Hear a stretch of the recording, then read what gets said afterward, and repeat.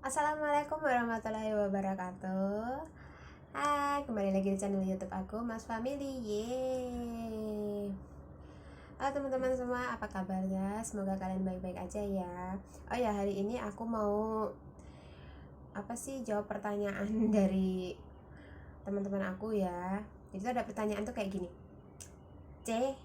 Mei, enak kerja di Taiwan apa Hong Kong sih?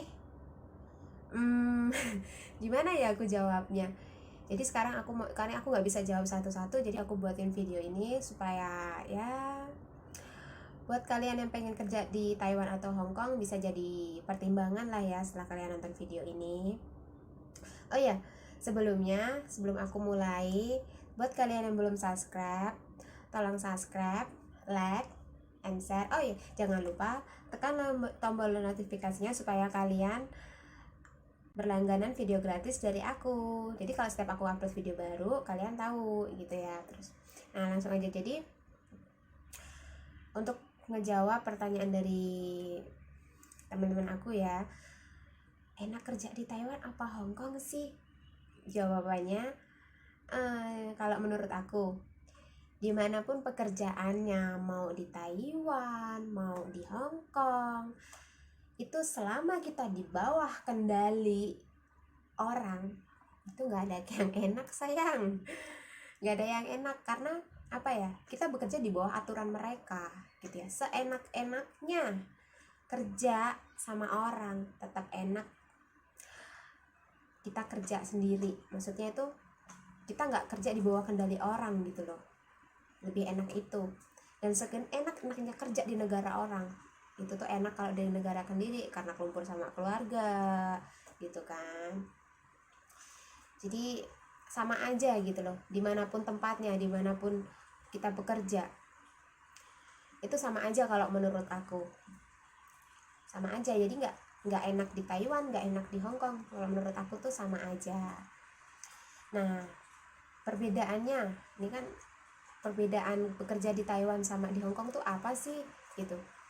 Jadi menurut aku pribadi ya, karena aku mantan TKW Taiwan gitu ya, jadi ini review pribadi, maksudnya bukan review siapapun, dan aku nggak bertanya ke siapapun, tapi ini menurut pengalaman pribadi aku gitu ya.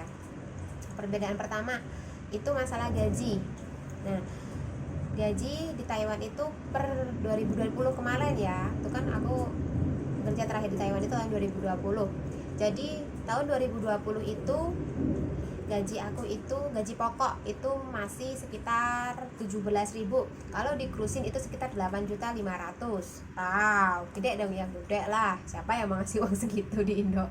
Dan kalau di Hong Kong sekarang gaji aku itu 4.630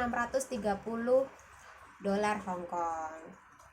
Itu kalau di cruising sekitar sekarang ya, cruise sekarang itu 8.700.000 gitu ya. Udah kelihatan ya perbedaannya. Oh ya, informasi. Aku dapat informasi terupdate ini ya.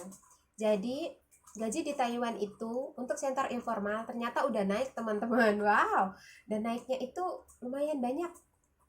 Jadi kalau nggak salah per tanggal 14 Juli kemarin, itu pemerintah Taiwan memutuskan gaji sektor informal itu menjadi 20.000 teman-teman. Wow, itu kalau di cruisin ya, cruise 500 aja sekarang ya, itu sekitar 10 juta. Oh, itu cuman gaji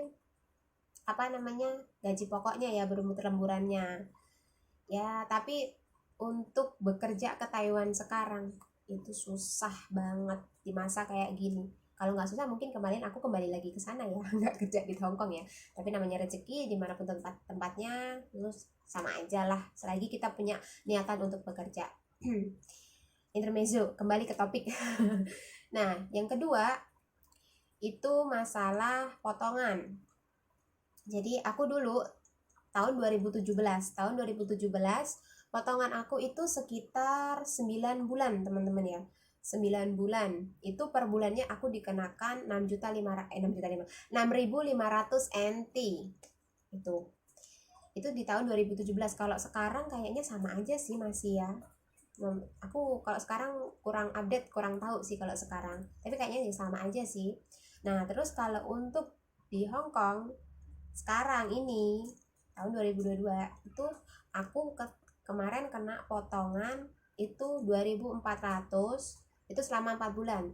Tapi ini digarisbawahi juga di PT aku itu kalau yang ngambil pinjaman atau uang fee itu tiap bulannya dikenakan potongan 2.951, tapi kalau enggak dia dikenakan 2.400 selama 4 bulan.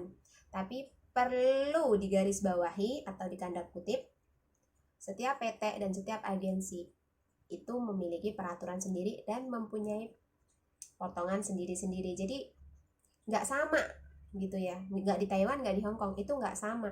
Tapi kalau di total itu tetap sama. Jadi tuh kemarin ada itu teman aku yang potongan selama 6 bulan tapi nominalnya lebih kecil. Nah aku potongan cuma 4 bulan tapi nominalnya lebih besar gitu ya. Jadi setiap PT itu kadangan berbeda, tapi pada dasarnya sama aja nominalnya kalau di total ya. Nah terus yang ketiga itu libur. Nah kalau dulu aku di Taiwan dan hampir 80% pekerja sektor informal di Taiwan itu dapat libur cuman 1 kali 1 bulan. Ada juga yang nggak dapat, ada juga yang 2 bulan 1 kali, tergantung majikan mereka masing-masing. Dan di sana itu kalau libur dipotong, potongannya itu 500 sekian gitu kan. Tapi itu juga tergantung majikannya. Kalau majikannya itu baik, itu nggak dipotong. Kalau aku dulu nggak dipotong karena majikan aku dulu baik. Tapi ada juga yang dipotong. Teman aku juga dipotong gitu kan setiap libur. Semua itu tergantung di majikan. Dan kalau di Hong Kong itu setiap minggu diwajibkan 1 kali libur atau 1 kali off day. Jadi dalam 1 bulan itu 4 kali libur. Kalau minggunya 5 ya 5 kali libur gitu kan.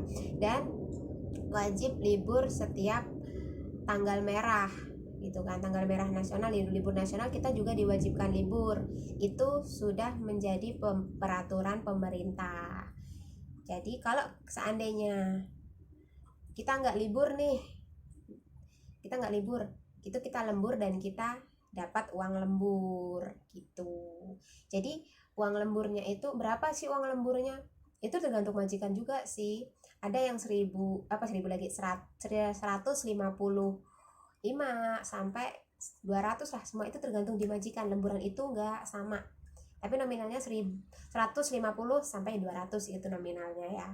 Setiap majikan nggak sama, tergantung majikan kalian masing-masing gitu ya. Aku nggak bisa menyamakan karena ya setiap majikan itu kan berbeda, nggak sama ya teman-teman ya. Nah, dan untuk perbedaan yang keempat, dan ini yang paling aku suka, apa coba? Potongan agensi. Jadi kalau di Taiwan itu ada potongan agensi tiap bulan. Jadi tiap bulannya itu kita itu diwajibkan bayar agensi selama 3 tahun, selama kontrak kita.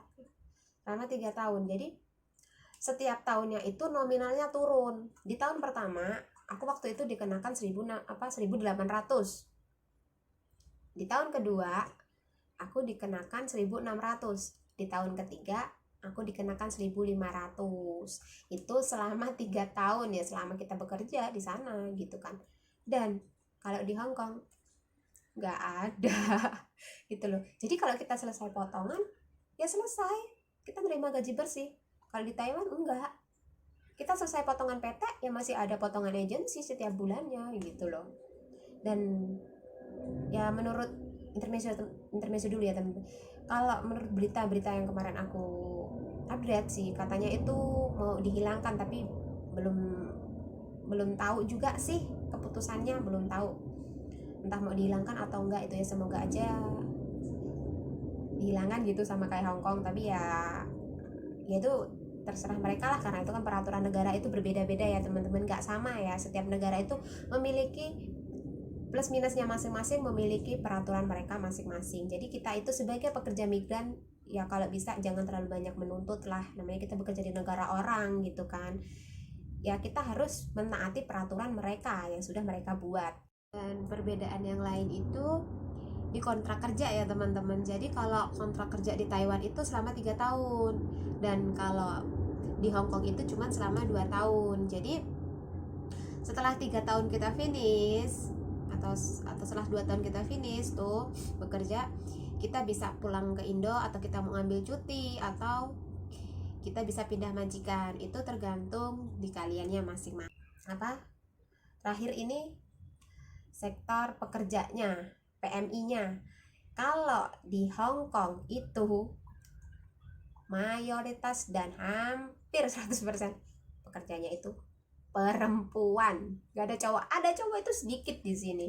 Dan itu pun proses mereka itu nggak gampang gitu. Biasanya itu kan ada kita nyari majikan dulu di sini, baru mereka diterbangkan ke sini gitu kan. Dan kalau di Taiwan itu 50-50, jadi 50% perempuan, 50% laki-laki. Jadi hampir sama gitu ya pekerjaannya. Makanya timbullah kata-kata sahdunya Taiwan. Ya itu tadi, karena kan di sana itu banyak ya buat yang jomblo-jomblo yang pengen nyari cowok gitu kan, ya bisa lah gitu.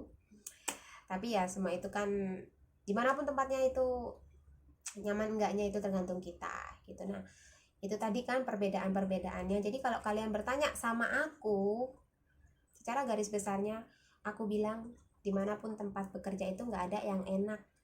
Selama kita masih bekerja di bawah pimpinan orang, itu kita nggak enak. Enak itu kita nyiptain pekerjaan sendiri, kita bekerja dengan diri kita sendiri, itu yang enak gitu loh ya. Jadi ya dimanapun tempatnya kalau menurut aku sama aja. Jadi begini, mau kalian bekerja di Taiwan, mau kalian bekerja di Singapura, di Hong Kong, dimanapun lah, enak nggak enaknya itu kita sendiri yang nyiptain. Kalian sendiri yang menciptakan, bukan siapapun. Jadi kalau menurut aku seperti ini,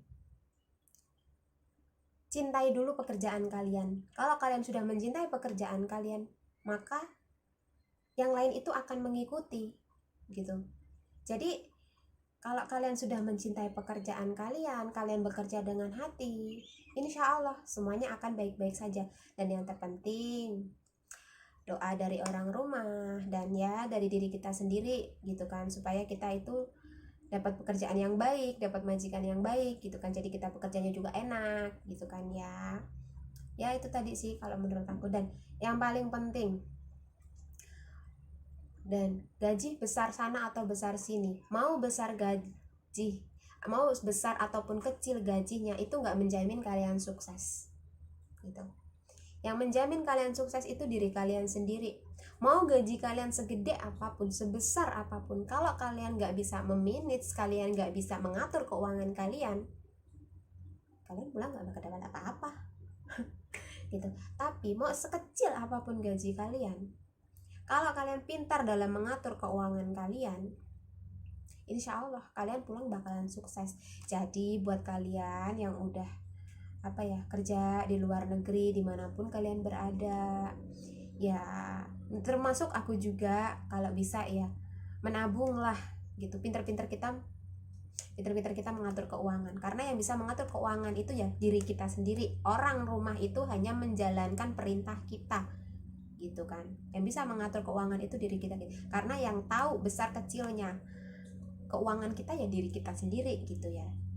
Dan buat kalian yang mau dateng kerja ke luar negeri, pertama siapin mental kalian dulu, karena kerja di negara orang itu nggak seindah, nggak segampang yang kalian bayangkan. Kalian jangan ngelihat oh dia kerja di sana enak gitu, nggak semuanya seperti itu. Karena kenapa aku bilang seperti ini? Karena gini, setiap orang itu memiliki rezeki dan nasib mereka yang beda gitu.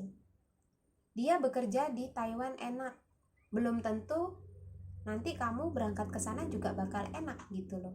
Terus dia bekerja di Hong Kong nggak enak, belum tentu nanti kamu kerja ke Hong Kong nggak enak gitu.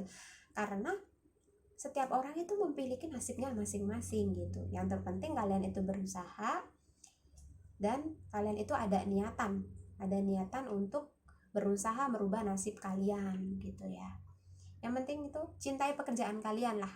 Itu yang paling penting, cintai pekerjaan kalian dulu. Kalau kalian udah mencintai pekerjaan kalian, insya Allah semuanya akan berjalan dengan baik gitu ya. Nah, jadi seperti itulah dia teman-teman penjelasan dari aku. Enak kerja di mana, di Taiwan atau di Hong Kong, ya semua pekerjaan itu sama aja, nggak ada yang enak. Ya semoga video aku ini dapat memberi gambaran ke kalian gitu kan. Kalian yang lagi bimbang pengen bekerja kemana, memutuskan bekerja kemana, semoga video aku ini memberi imbangan buat kalian gitu. Dan aku minta maaf kalau seandainya ada salah-salah kata saat aku menjelaskannya tadi gitu. Dan terima kasih buat kalian yang udah nontonin video aku sampai habis gitu, yang udah mau ngedengerin gitu ya. Aku ucapin terima kasih. Aku doakan semoga kalian baik-baik saja, sehat selalu dan sukses selalu. Dan sampai jumpa di video aku selanjutnya. Bye bye.